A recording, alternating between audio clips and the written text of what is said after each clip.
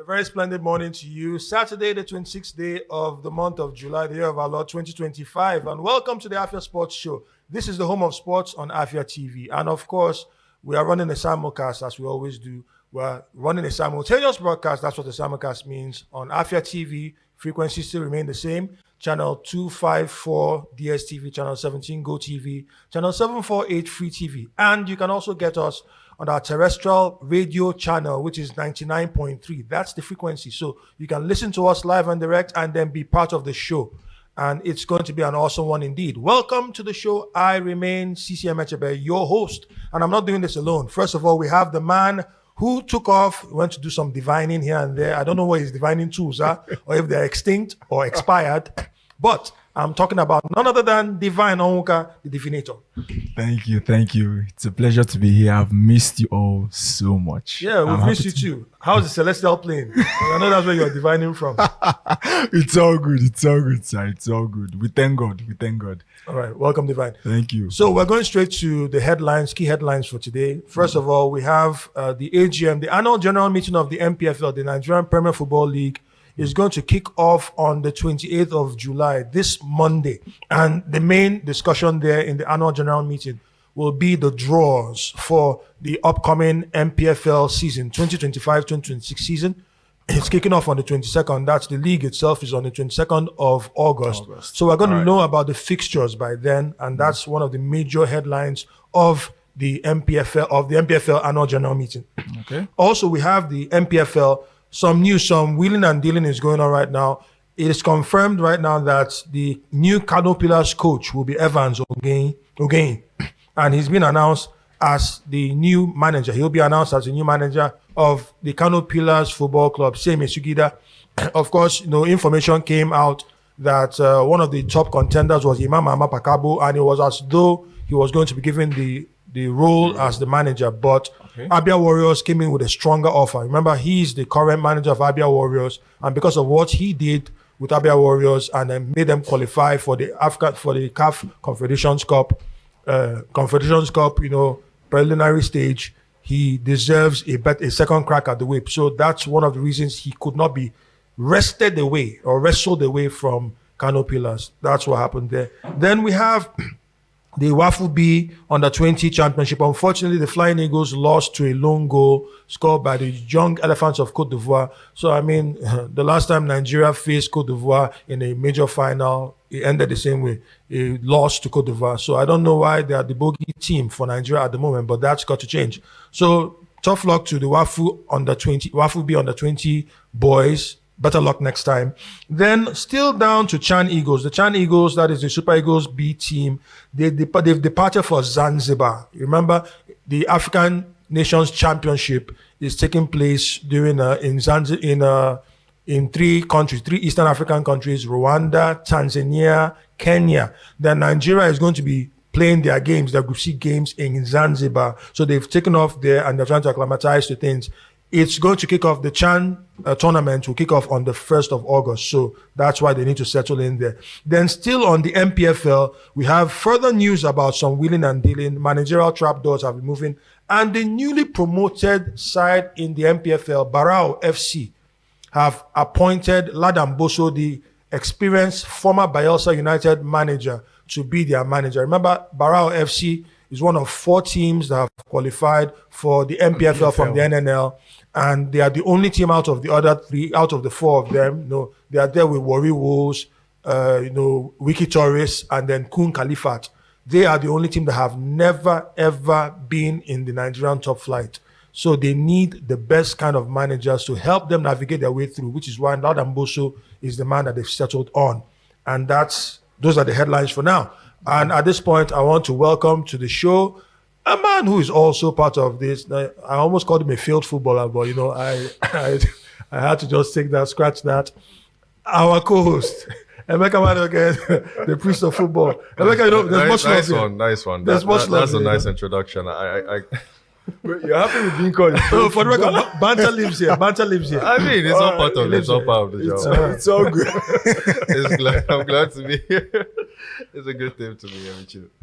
You're welcome. So, Thank you. those are the headlines, and we're going straight to the topic for the day. The major thing, Of course, everybody who is a lover of African football, particularly of the Nigerian persuasion, will tell you clearly that there is something going down tonight by 9 p.m. And that is Mission X, the culmination, the climax of Mission X. What is Mission X? Mission X is the mission to achieve a 10th Wafcon title by the Super Falcons of Nigeria. They are the most successful side in Wafcon history. That's Women's African Cup of Nations history. And tonight, they are going to be locking horns with the hosts. So that's the favorites, Nigeria, the Falcons of Nigeria, locking horns with the hosts, Morocco, in a repeat of the semi-finals of the last edition. And an attempt for the Super Falcons of Nigeria to complete their revenge cycle. Remember, the last WAFCON in 2022, Nigeria played that the Falcons of Nigeria lost 3 times in that WAFCON. They lost the first group C game to South Africa, who went on to win the title. They also lost the third place match to Chipolopolo of Zambia. They lost 1-0 in that third place match. And then they lost to Morocco on penalties. A 9-man Nigeria, by the way, lost to Morocco on penalties in the semi-finals. So 2 parts of the revenge cycle have been completed because Nigeria obliterated and annihilated the Chipolopolo of Zambia 5-0. And then they also got their revenge against South Africa, knocking out the holders. It was a match full of many incidents. 2 penalties, cleanly taken penalties. Rashida Ajibade converting the penalty in the first half. And then in the second half, South Africa pulling one back, another penalty. But 2 major things stole the highlights of that game in the tail end. First of all, in the 84th minute, a very horrific injury to the South African the Banyana midfielder, Gabriela Salgado, who broke her leg in a bid to defend a set piece in their 18-yard box. And our wishes go to them. Of course, the girls, the Super Falcons, went there and visited her. You can see that on the screen. They visited her in the hospital and they wished her, gave her all the wishes there. You could see in the background, there are players like Chiamaka Nnadozie standing there. And then you see Rashida Ajibade, the captain, also with her, offering a jersey in solidarity. Then you have Ashley Plumpter standing right next to her, and then you also have Ifeoma Onumono standing there. Don't ask me who the other Oyibo is in the foreground, because before I start asking questions or people start asking questions, but they're all there to they went there to show her solidarity. But what really stole the show from a Nigerian perspective was the beautiful 35-yard screamer scored by our very own Michelle Alozie, a beautiful goal indeed, and a worthy game winner anytime any day that pushed Nigeria to finals. As they say. Sorry, what? Our star girl, as they say. Our star girl that Lauren James wanted to. Okay, let's leave that. In the last World Cup. No, Lauren James, God will forgive you. But all the same, the point is this: it's Nigeria have gotten their revenge 2 times, and now the last bit of revenge. Although I would say clearly that the Super Falcons should not have revenge at the back of their mind.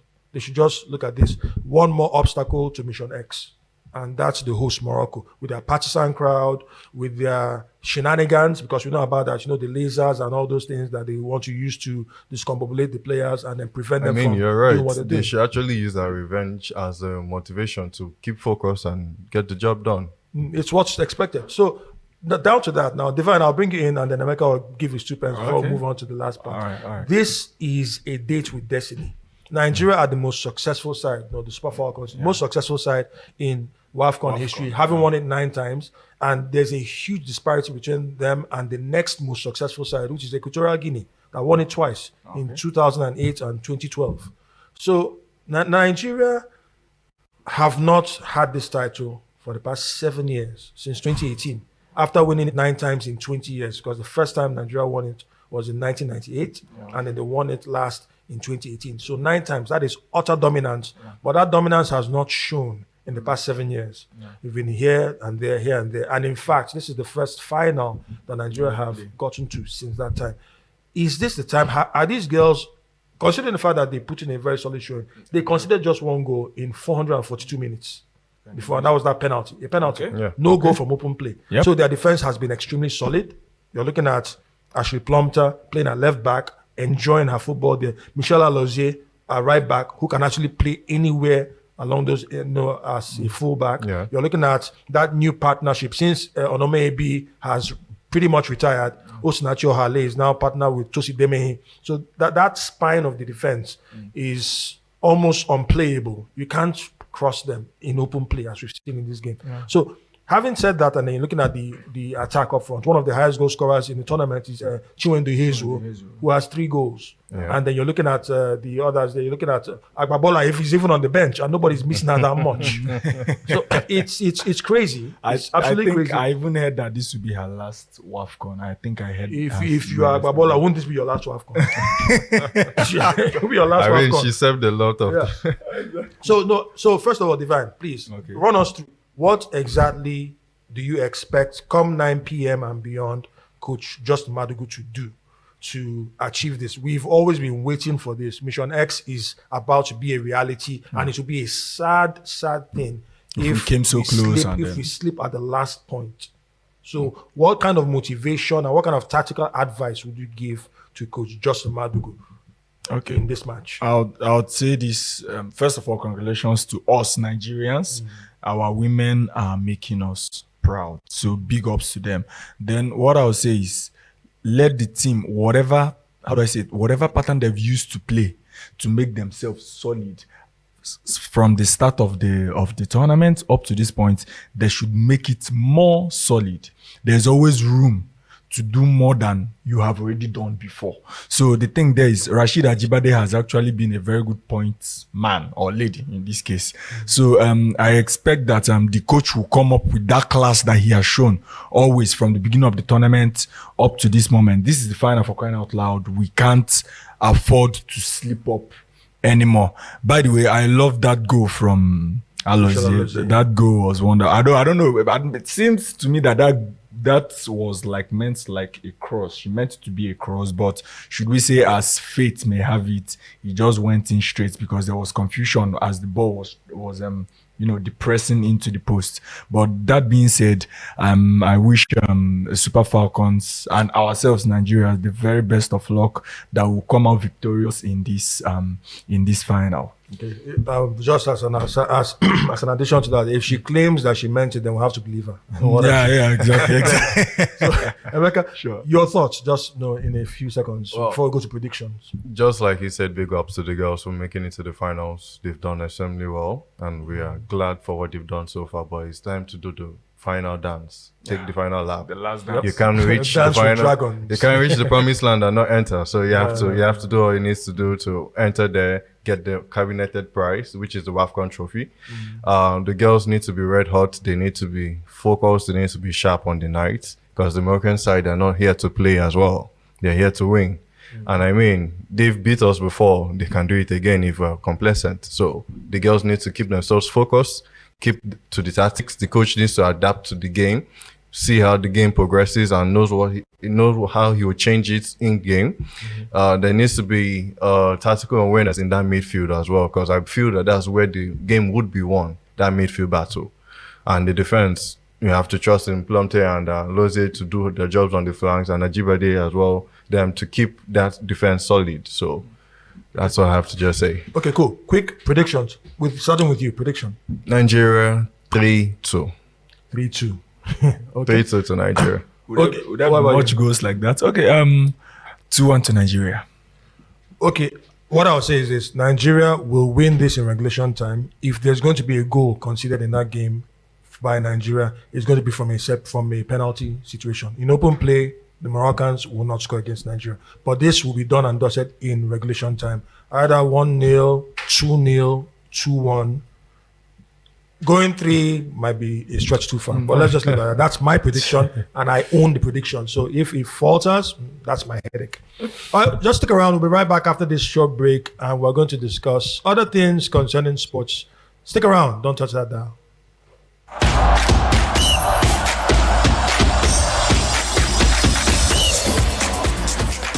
Welcome back to the Afia Sports Show, Afia Home of Sports on Afia TV. The simulcast as usual. The TV frequencies remain the same. Channel 254 DSTV, Channel 17 Go TV, Channel 748 Free TV. And then you can listen to us on radio live and that's Afia 99.3 Afia Radio. So tune in if you're there next to your radio. And we're moving next to the second segment. This is a very interesting one indeed. In this mad transfer window, we've seen a number of different transfers. Like last week, we talked about the disparity between the women's record transfers and the men's record transfers. We talked about Olivia Smith of Liverpool, who's now a player in Arsenal ladies. She was the first player to be signed for over £1 million, which is a huge disparity between them and the male athletes, their male counterparts. But you're looking at different things now. There is now discussion. There's now something going on that Real Madrid, we have it on reliable information, reliable sources are telling us that Real Madrid Football Club, the most successful side in European football, are tabling £100 million bid to sign and secure the services of Rodri, the current Ballon d'Or holder and defensive midfielder who plays for Manchester City under Pep Guardiola. Now, Rodri, for the record, is 29 years old. He was born in June 1996. In fact, he was born the same day as Mikel Merino, the Arsenal midfielder. You call him striker. Midfielder. The Swiss Army knife. Arsenal Swiss Army knife. But now, Rodri, I'm throwing this to you guys because there's some outrage there. Rodri is 29.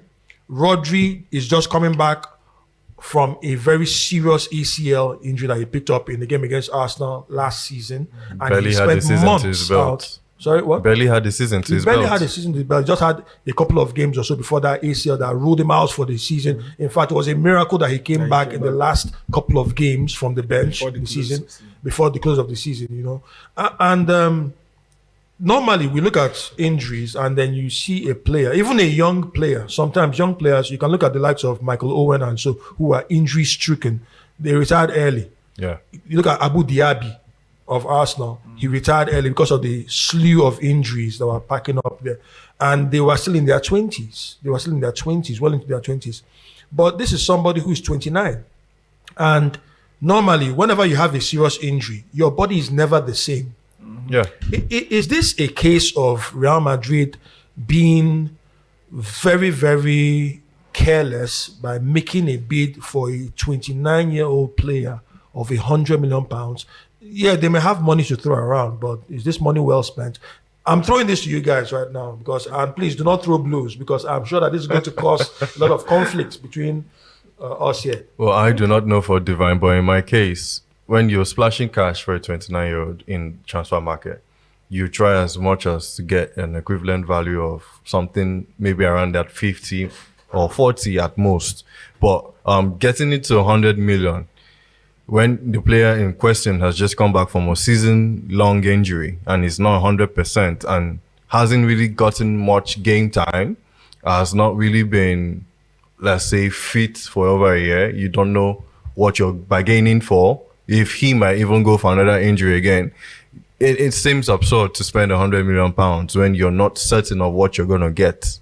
That's just my own. Because, I mean, it's crazy. You know he's not 100% because he's just coming back. He's got a few games, his belt's good and fine, but that's not enough. 100 million, it's absurd. Hold on. Every risk comes with its rewards. At the end of the risk day. comes with rewards, but I don't see the rewards here. I'm going to take the Vine's view on this because clearly I can see that he's gearing up to confront you. But no, just give me a minute, Ryan. If I may, and this is me playing devil's advocate, if I may, Rodri is not even injury prone. That's the first thing we have to establish. He's not injury prone. And he's 29. Now, I remember vividly when Robin Van Persie played for Arsenal, 8 seasons played for Arsenal, he was injury prone. He spent more time on the treatment table than he spent on the pitch. Mm-hmm. He spent more time on the treatment table than on the bench, let alone the pitch. And eventually, he had one injury-free season, and that was in the 2011-2012 season. He ended up scoring, I think, 30 goals or so, was the highest goal scorer in the EPL that season. And that season, he was 29. And then he secured a move, not a big money move because his contract was already running out, almost £30 million to Manchester United, and then won the Premier League with them securing the Golden Boot also that season. So I don't know. I think, and we're talking about the Ballon d'Or holder right now. No, Divine, please come in here. Let me know what you're talking about. First of all, he's the Ballon d'Or holder. That's what He's the current player. that's exactly where I want to start from. Okay. You said it's not to be a Ballon d'Or holder. It means a lot. It speaks volumes of the person. That's number one. Then number two, Rodri is worth that amount because this guy is an injury room in Manchester City. All this while Manchester City have been dominating English Premier League, he has been, should I say, he played one of the pivotal role in helping in securing all those Premier Leagues. I think that's about 7 Premier Leagues in 8 seasons, in Pep Guardiola's 8 seasons or 9 seasons, so to speak. So the thing there is that you can't just write Rodri off and say that he doesn't worth 100 million. Come on, this guy is like the Messi of Manchester City as we speak right now. He's one of the most important players in Manchester City. Did you say Messi? Sorry, please. Let's guide ourselves a bit. That sounds like blasphemy to me. Let me finish. Finish. Yes, but he's don't an be finished. important. Because you want to finish yourself right now. Rodri, Messi, same sentence. Hi. I meant based on what Rodri is doing in Manchester City midfield right now. It is as important as what Messi is doing in Inter Miami right now. That's what I'm trying to say. Yeah. I mean back in the years. Like now. serious. Okay, back in the years. Yeah, that's what I mean. I'm not saying he's come on. No one comes close to Messi. Now, so let me ask you this. Sorry to cut you short. Let me finish now. Let me ask you this. Sorry to cut you short. Okay. The few games Rodri was back for Man City, what was his output? Come on, this guy just came back from injury. You don't expect him to just click like that. Good and fine. Okay, good and that took almost a full season. Good and fine. So okay, we don't expect him to hit the ground running. But I mean, exactly. He just if came you back have quality, you have quality. Exactly. Come on, are you telling me that there wasn't a point in time where players experienced kind of hardship or setbacks during the course of their career, even when they are What you you said, I have to agree. The form is temporary, class is permanent. That's So what we have I'm to saying. balance these things. Exactly, Yes. that's what I'm saying. Even as a player with a top class player, there is a particular time you lose your form. People will be like, is this still this guy? Yeah, that happens an in injury football. is a very big. That happens in football, yeah. Hold on. Injury is You a would very know big now. A concern. failed footballer would know these things. But Are you talking about Divine? Because I want the people. He's talking about you. Oh, it can't But be anyway, me. enough about you. Let's talk about Rodri. We are talking about Rodri here. Okay. Every player has a time where you have issues. Yeah. Even in the team, you have issues as a team. You have issues as a player personally. So you don't tell me that you must always. Injury is a Good very and big fine. blow. I It's a agree very with big you. See, setback I agree to you. I in agree a with you player's on a career. point. But you compare this output to that of Lionel Messi's output in the team. And if you're going to come by that comparison, you should also follow the class and the pedigree by that same this. Now, let me hold you there. If you say he has the pedigree to play that position to the fullest, injury or not, it's on you to do your personal work to get yourself back on form. So give him time to come back on form. Come How on, long do they this season. give him? This season will start in August. How so, long do they give him before they get what they need? You're asking my Man City. But the thing there is, as a matter of fact, Real Madrid, they are in need of Rodri. They don't just want him; they need him for the fact that they submitted 100 million euros. pounds, actually. Okay, pounds. Which is absurd. I'm sorry, They I feel that actually that's did just because panic buying, Modric honestly. just left. I'm talking about the void for Rodri is about to If fill. you're coming from that Rodri and perspective, Modric are never. No, in the Not, same I'm talking about that position. They midfield. don't I'm play in talking the about same that position. midfield role. I'm talking about midfield. Modric just left. Toni Kroos just left. What's his name? Fede Valverde, who was supposed to be in that midfield last season. I think majority of that season he was deployed to play as a right wing, because of right the wing congestion in the midfield. Who is which the is now cleared out. Who is the congestion? You're talking about Bellingham and Tchouaméni? Yeah, and Bellingham and Tchouaméni has also played as a centre back sometimes. Hold on. Camavinga as well, who has been a CDM, has also played as a centre back. Camavinga, we don't even mention Camavinga. I mentioned Camavinga. Once Rodri comes into that midfield, we know that some of these guys have to make way. And you know pretty damn well that Rodri will be a starter ahead of either Tchouaméni or What is the guarantee Camavinga. that he will bust into that Madrid Are you being serious? Okay, we're gonna have Rodri? to. We're gonna have to. come we're gonna on. have to. No, I can't this believe the you conversation will asked that continue. question now. Hey, I'm the umpire here, and first we have to apologize for that. The passion, the passion leads to sometimes, you stepping out over your boundaries and then saying what you ought not to say. So I apologize on behalf of Divine for that. But really, it's just a pointer to the kind of passion that he has brewing on the inside. We will talk about this more because the deal is not yet done. It's not yet confirmed. But we're going to find out exactly the merits and demerits of this alleged £100 million move from Manchester City to Real Madrid. Stick around. After this break, we're going to talk about some other things that concern the world of sports. Don't touch that dial. Welcome back to the Afia Sports Center, the Afia Home of Sports on Afia TV and Afia Radio, because it's a simulcast that we're running. Afia TV, the frequencies still remain 254 DSTV, 17 GoTV, 748 Free TV, and Afia 99.3 FM. Afia Radio is where you can get us. Even the website is Afia 993.com. That's how you can actually listen, stream the radio online, and then on TV, afiatv.net. You can get us there and be part of this conversation as we are in the last leg of this conversation. Now we're going straight to the UEFA Women's Euros. The finals will kick off tomorrow. We're going to have a very beautiful final tonight by 9 p.m. That's the Wafcon. But it's not yet over because tomorrow by 5 p.m. we're going to have the Euro finals where the defending champions of the Euros, England, the three Lionesses of England, will be facing La Fuenroja of Spain, the world champions. And this is a rematch of the World Cup final that took place last time around, where England lost to Spain. Will they become the three kittens if the La Fuenroja beat them, or will they get their revenge and then become the first English side in history to win two major titles back to back? Now, that's exactly what will happen, because England went through by putting in the hard yards. The two Arsenal ladies, yes, they scored. Agmeyang and Chloe Kelly scored very late in the game. I don't know why Emeka is smiling, but it is what it is. You can't take their club away from them. I'm just stating what's obvious. Nobody's taking them away. Yeah, fine. They scored the goals, equalizer, and then winning goal against Italy that scored in the 33rd minute, very late. 119th minute was Chloe Kelly's goal.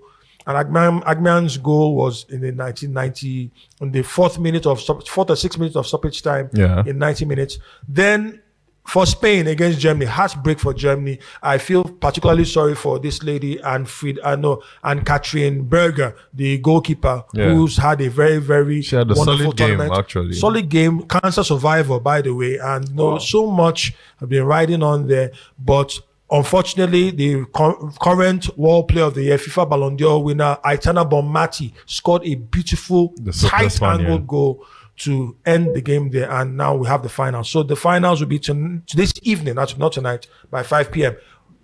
Very, very quickly. Is this the final that we were expecting or anticipating before the start of the tournament? For me, yes. Really? So France were not one of your favorites? No.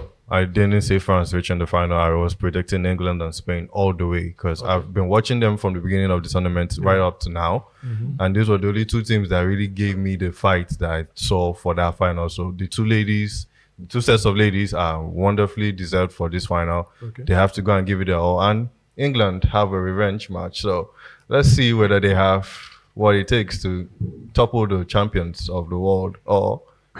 Now, there's something I want to bring. I think Devon will come in there because I know this game is going to be won and lost in different areas. But do you think there's going to be a conflict?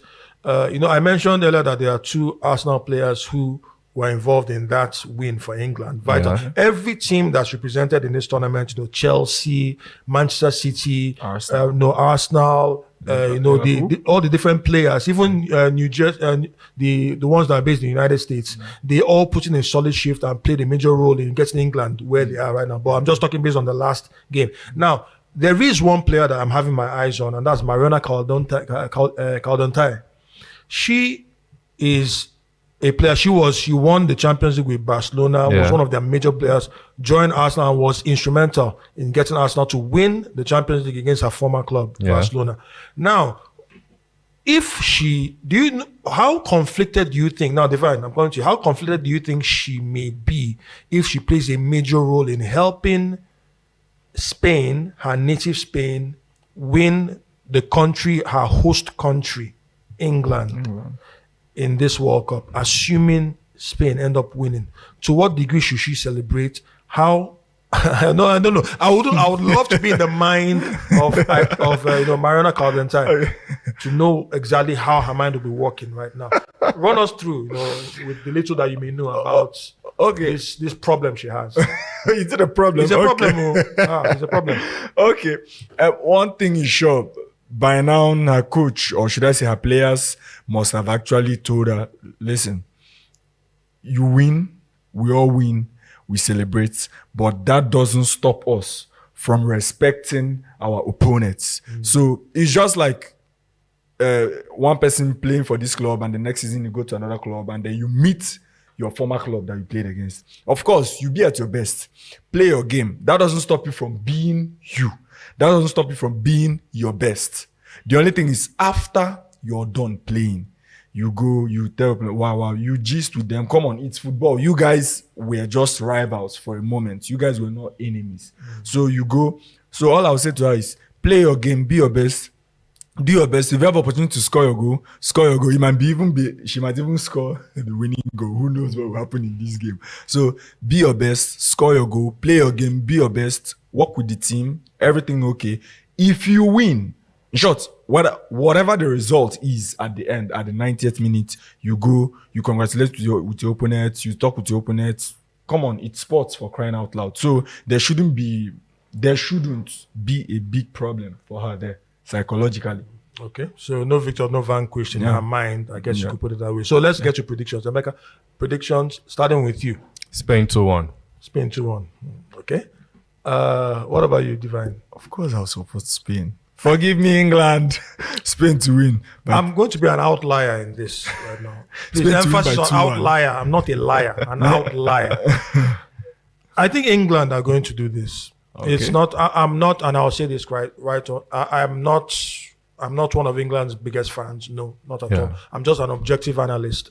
So based on what I've seen, Spain are the best team in the tournament. But this is giving me vibes of the World Cup final in 1954, where West Germany, against all odds, beat the mighty Magyars of Hungary 3-2 in the final. The same team that thrashed them 8-3 in the group stage. So I have this feeling, a sneaky feeling. Yes, in the group stage.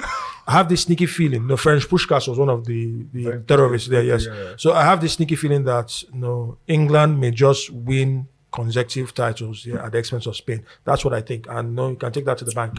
All right, so we're going to go on a very short break. And when we return, we're going to tie up this show once and for all. Stick around. Don't touch that dial.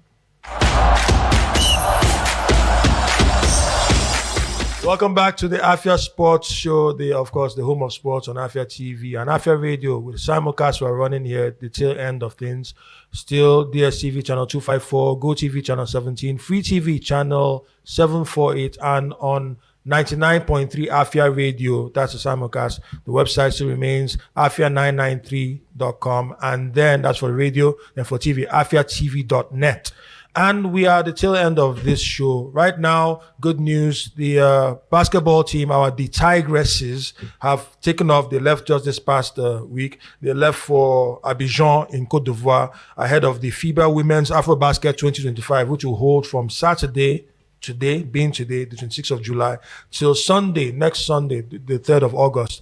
They are the 4-time defending champions. And Rena Wakama, our very, very lovely, beautiful coach who has been doing wonderful things with these ladies, is aiming to win a record 5th title in the FIBA Women's AfroBasket. And we wish them all the best. These girls are really doing something great, and they are the pride of African basketball, not just Nigerian basketball, but African basketball. So we expect them to go there and dominate. So we wish them the best of luck. It kicks off today, and we're watching to see what will happen throughout this week.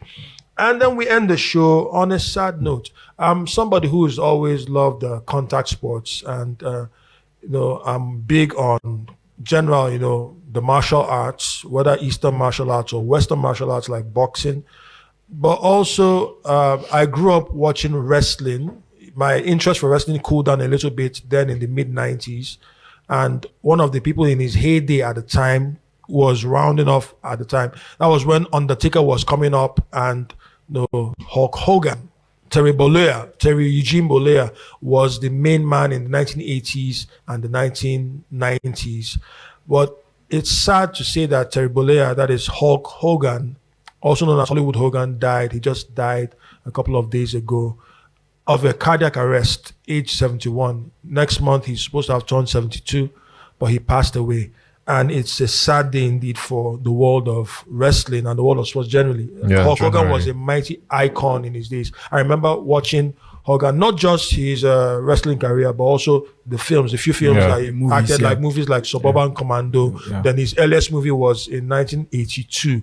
That one was Rocky 3, where he acted a character named Thunder Lips, where he played against Sylvester Stallone, and he was so impressed with that the theme song of that Rocky 3 was a song by Survivor. The Survivor, yes, Survivor now, Eye of the Tiger, Eye of the Tiger. Okay. So that song was nominated for the Oscar for the best original song. He adopted that tune as his entrance tune. Yeah. Dun dun dun dun. Dun, dun, dun, dun, dun, dun. I remember that tune very, very well. So much, but apart from his wrestling prowess, the people that he fought with, Ultimate Warrior, Lex Luger, Andre the Giant, his rival with Andre the Giant, Ivan Putski, was notable, Mascaras, and a number of others. Razor Raymond. Yeah, and then of course his good friend Brutus Beefcake and a number of others. I grew up back then in the 1980s and 90s watching this man. A big miss in the world of sports. Big miss in wrestling. So it's a heavy blow for not just the wrestling family, but for sports in general and humanity, because he was a good person. Very good person. And it's a hard one to take, but these things happen, and our hearts and thoughts are with the family. We wish them all the best in this trying period. An icon known for his charisma and a lot of things that he's brought to the table. But we just have to wrap up the show. Even though we are sorry for his passing, we have to wrap up the show this way. And also wrap on a very good note. It's wonderful to know that from next month, we are going to become more frequent in your TV, in your faces, in your radio stations, and of course on your TV screens. Because very, very soon, you're going to find out what we're talking about. You're going to have us on Afia TV more frequently. You're going to be seeing us. So you're not just going to rely on Saturday's broadcast. Other things are going to be happening. But stick around. I'll give you details when the time comes. Thank you for being with us. Thank you for giving us entrance into your sitting rooms and wherever it is you have a TV right now. Maybe even a toilet. I don't know. But thank you for having us. It's been a pleasure indeed. I remain CC the Rabbi. Amen. Emeka Madoko, your Bristol Football saying goodbye. Have a wonderful weekend, guys.